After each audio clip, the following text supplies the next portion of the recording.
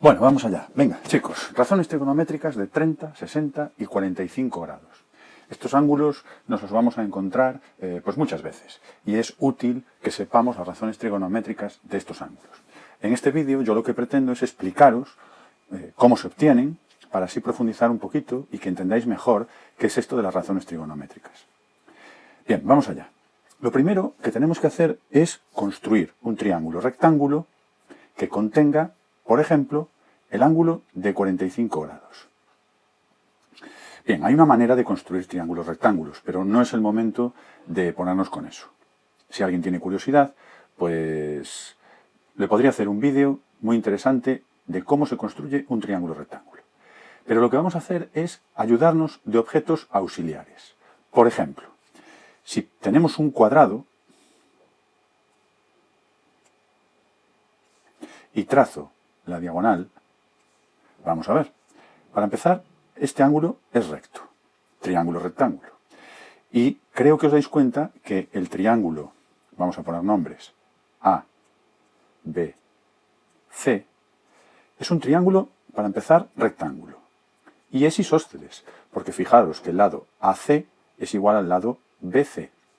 Pero hay algo que nos olvidamos en los triángulos. Un triángulo isósceles es aquel que tiene dos lados iguales y dos ángulos iguales.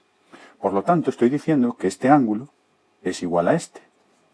Teniendo en cuenta que la suma de los tres ángulos tienen que ser 180 y este es 90, pues entonces está claro que este ángulo tiene que ser 45 grados y este también tiene que ser 45 grados.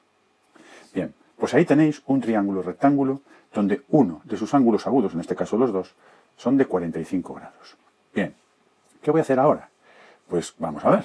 Primero, el cuadrado. ¿Cuál es la longitud del lado? Pues a lo mejor podría ser del lado 2, del lado 3, del lado 1. El triángulo rectángulo sería más grande, más pequeño, pero recordad lo que os expliqué de las razones trigonométricas.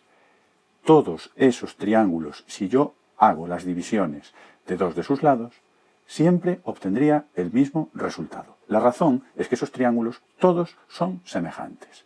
Por lo tanto, yo voy a coger el cuadrado del lado más cómodo, del lado 1.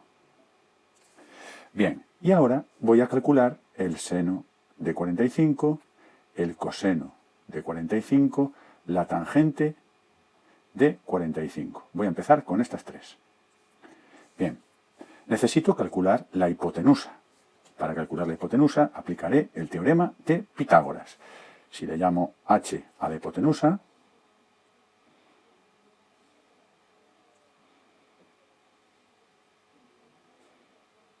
por lo tanto, la hipotenusa mide raíz de 2.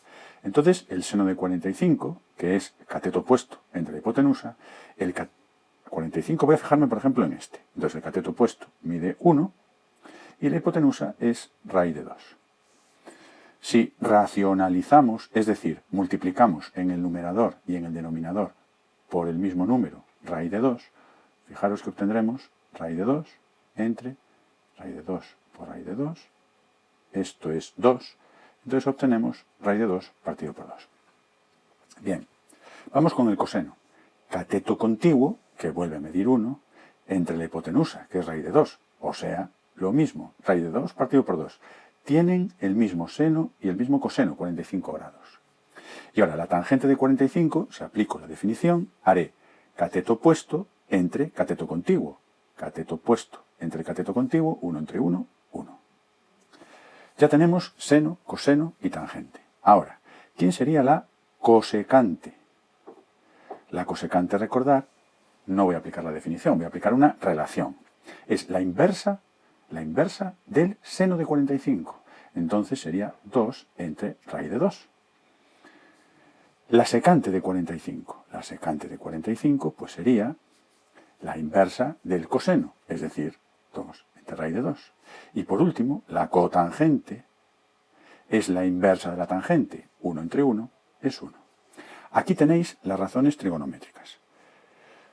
Especialmente estas tres son, digamos, las que más vais a encontraros, las que más vais a utilizar. Y si necesitaseis calcular alguna de las otras tres, algunas de estas, las sabríais gracias a estas. Eso sí, si sabéis las relaciones entre ellas.